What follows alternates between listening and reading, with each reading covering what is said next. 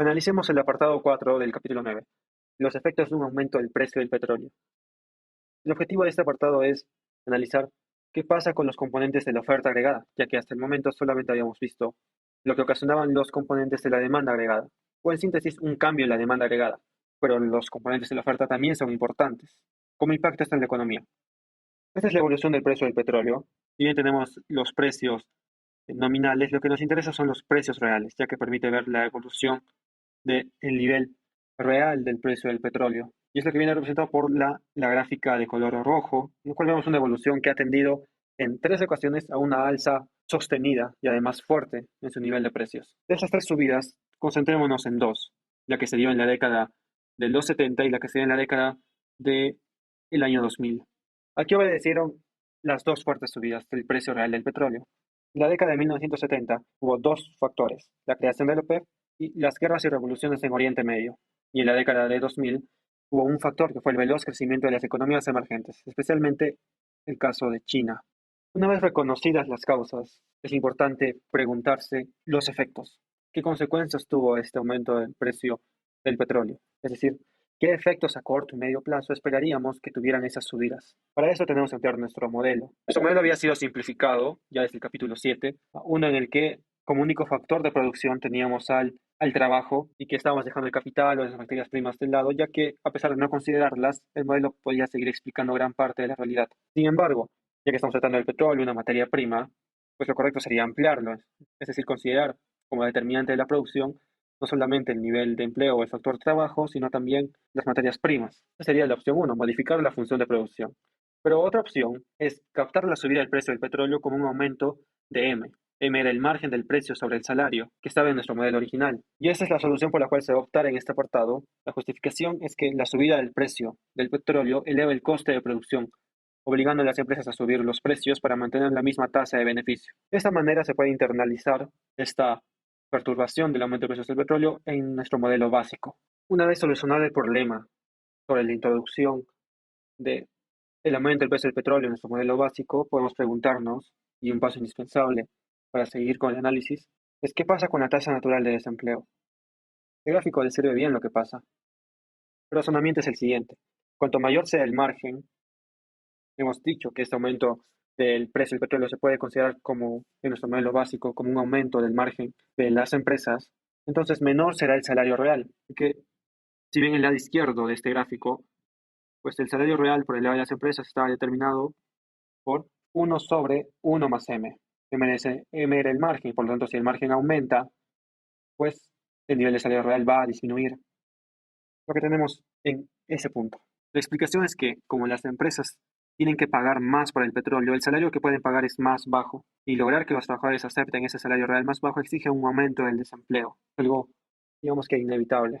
Por lo tanto, el desempleo sube y hasta un nuevo nivel, pero es el mismo desempleo natural y el que está aumentando. Y eso es importante, cuando las fluctuaciones vienen desde el lado de la oferta, lo que cambia son los componentes de la oferta, no de la demanda. Y un componente de la oferta era la tasa natural de desempleo. Y por lo tanto, llegamos a la siguiente conclusión, que una subida del precio del petróleo induce una caída de la producción potencial. Porque si volvemos a recordar nuestro modelo en el cual relacionábamos la tasa de inflación con la brecha de producción, y si recordamos cómo obtenimos esta relación, pues podemos decir que la obtuvimos a partir de relacionar la producción con la tasa de desempleo, pues es válida esta afirmación. Un mayor desempleo natural significa una menor producción potencial. Y por lo tanto, podemos extender el análisis a este gráfico, es decir, el modelo ISLMPC, en el cual ese aumento de la tasa natural de desempleo se puede traducir como un desplazamiento de la curva PC hacia arriba. ¿Por qué hacia arriba? Hacia arriba y hacia la izquierda, porque eso implicaría una menor producción potencial. Si se dan cuenta, el equilibrio estaría en el punto A doble prima, y el equilibrio con el gráfico PC es siempre uno en el cual la variación de la tasa de inflación sea igual a cero. Entonces, estamos siguiendo una coherencia en cuanto al razonamiento que hemos estado llevando hasta ahora. Y pasamos a evaluar lo que conllevaría esta menor producción potencial, que se alcance en el medio plazo, ¿sí? Es decir, ese es el nuevo nivel al que la economía debería ir. Pero recuerden, el gráfico de abajo es el equilibrio a medio plazo. Es decir, que toma un tiempo llegar a hacerse los equilibrios que se tracen en ese medio plazo. Mientras que el gráfico de arriba, que es la curva o el modelo ISLM, pues son los equilibrios a corto plazo. Suelen ser, pues, más inmediatos. Si el Banco Central no modifica el tipo oficial, la producción no varía, pero al mismo nivel de producción le corresponde ahora una inflación mayor. Es decir, a pesar que la curva PCC es pasada hacia la izquierda, lo que llevaría a un nuevo nivel de producción potencial, esto es algo que se alcanza todavía en el medio plazo. Hay un proceso de ajuste detrás de eso. Va a tomar tiempo.